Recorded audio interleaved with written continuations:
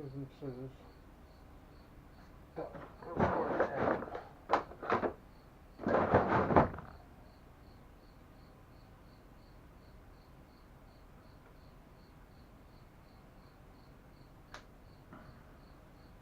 Okay, just like so. We've removed our white wire, and all you do is pull it out. Simple as that. Okay. You take another white zip tie, whatever color you want to use, doesn't matter, just a color. Okay. And we're going to dig this.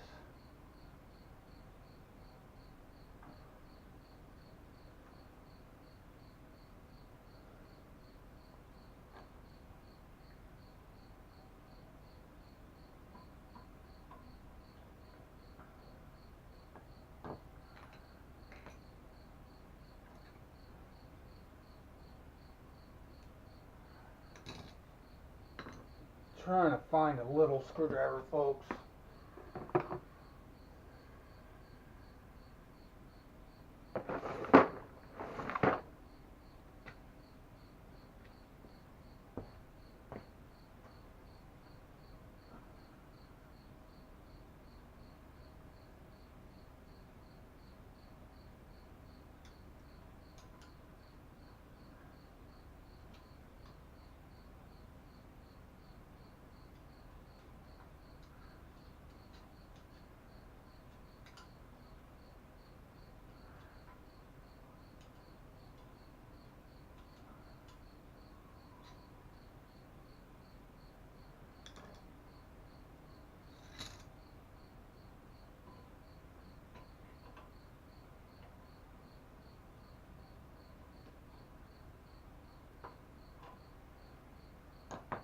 If I can get this out.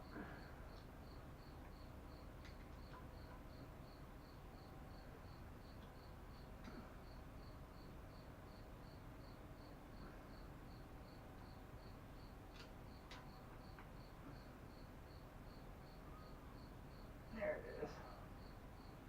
Okay. Now all we're going to do, take our zip tie and zip tie the wire back to the mag. You don't have to remove nothing. You don't have to do anything funny. Yeah, that's simple as that. Voila, done.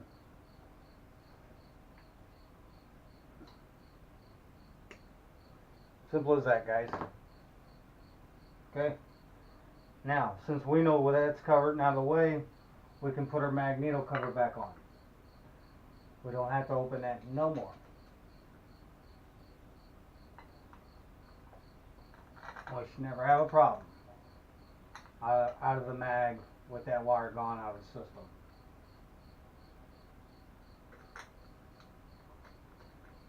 These are issues that I've ran into and I've had people ask me about. That's why I'm making this video.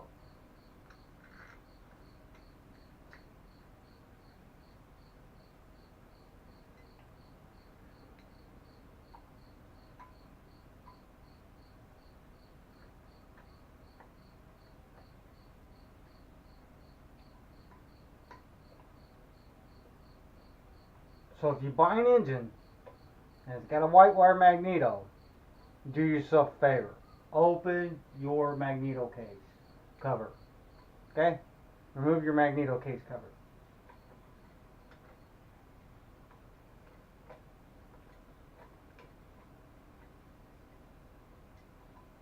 If you're intimidated by it, don't be. It's really simple.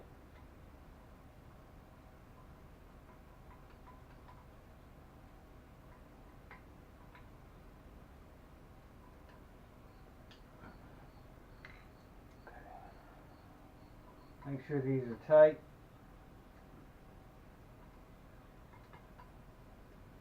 You don't want this magneto case cover coming back apart. When this thing starts up and starts going down the road. Okay. Now we got rid of that problem. Now, on to the next issue. Because I'm sure there's going to be more issues besides just that. I do believe so.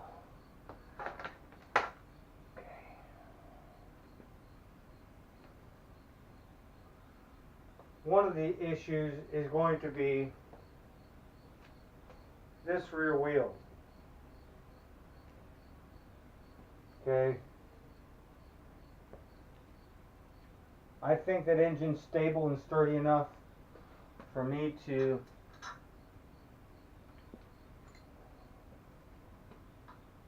here. You know what we're gonna do? I didn't want to do it this way, but that's okay.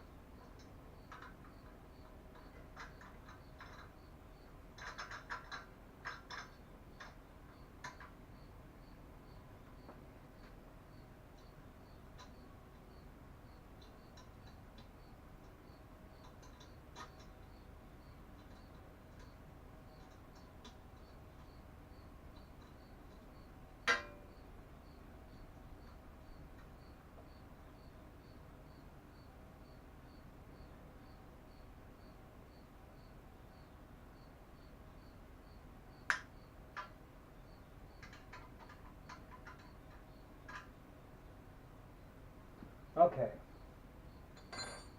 That motor shouldn't go nowhere. Now what I'm going to do is we're going to flip this bike upside down. There's a reason behind all this.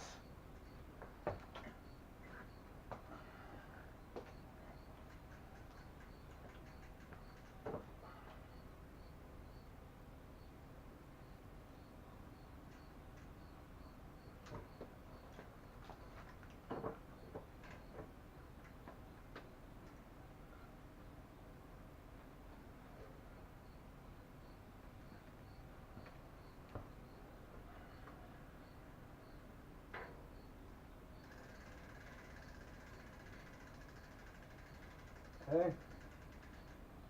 Runs good and straight and true. One thing that does worry me, guys, is these aluminum wheels, man. These are not like a Huffy Cranbrook wheel. These spokes are just a normal spoke. I know it sounds stupid, but they worry me. They might be alright and they might not. They may fail and they may not.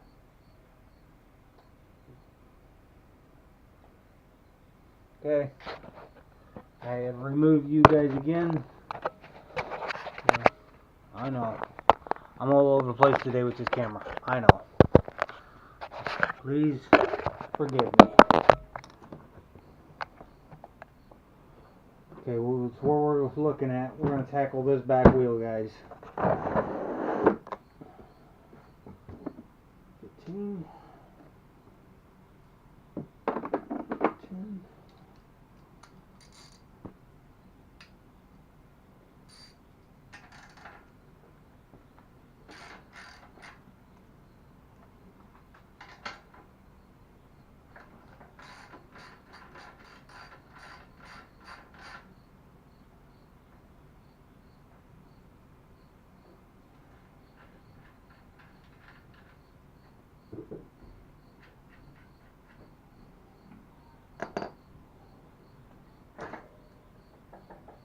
Yeah, I figured that.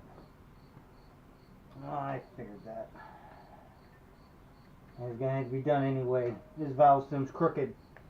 It tells you it's a Walmart bike. I'm the person who gets Walmart either. As you can tell.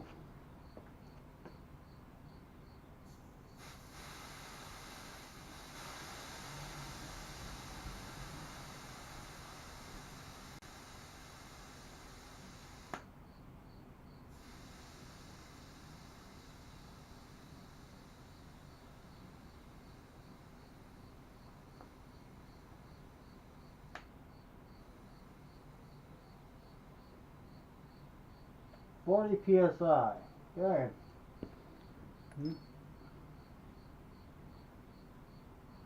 Put a valve stem cap back. with the rotator tire. The valve stem straight.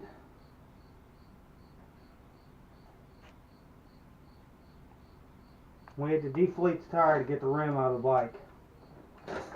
And the only reason being is because the thing is when these kickstands are in place, this kickstand plate is in place, you can't get these wheels out of these bikes at times. Okay.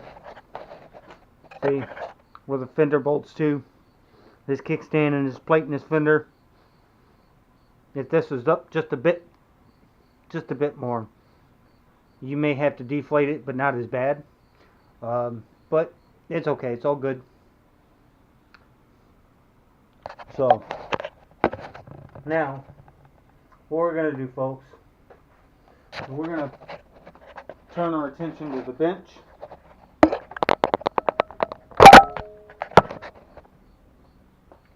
Okay. Turn our attention to the bench and the wheel. Okay. Here's what I'm gonna do.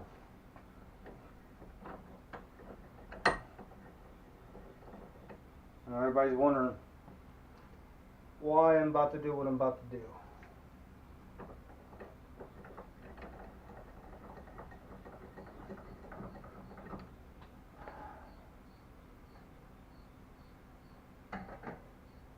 Just to give it somewhere to sit. Okay, we're not clamping onto nothing, we're not going to bother nothing. But we need this wheel out of the bike so we can install our sprocket. Okay. Now this is something I've really not seen very often from the factory, is they put the holes for the disc brake mount, which is kind of nice. And now we know these are 2.1 inch wide tires, even though it's not a Huffy Cranbrook. So I know this indentation has to go out. It cannot go in. This is not a mountain bike, this is a cruiser. So this sprocket has to sit this direction. Okay. Now another thing is, when you buy these kits, and if you're going to use these pineapple bushings, look at the space of what pineapple bushing piece is thicker and thinner. Okay? Depending on your use and your bicycle, you're going to use one on the back side that's thick, and you're going to use one on the thin side that's front or the back. Whatever it is for your bicycle's needs. Okay? And I know everybody's wondering why I'm doing this with these stock parts, because this is what comes in our kits. Okay? And the reason everything's like this is because it's considered a universal kit. Universal means for numerous bikes. That's why they designed them the way they designed them. Okay? Now, we're going to take our thick pineapple bushing, and it's going to go in the front. I know this sounds stupid. And our thin one is going to go in the back. Okay?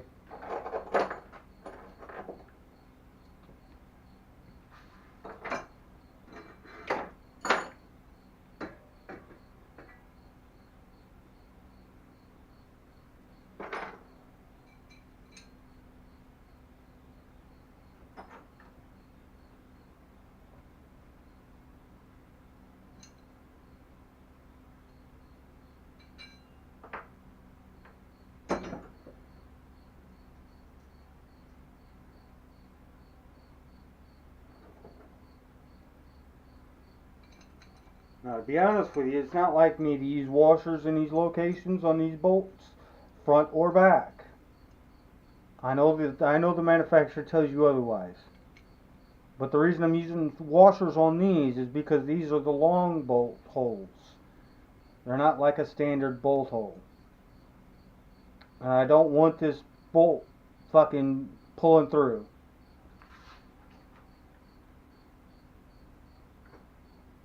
Another thing is, compared to other kits that I've noticed in this kit, is all the washers, these flat washers in this kit are really thick washers. Okay?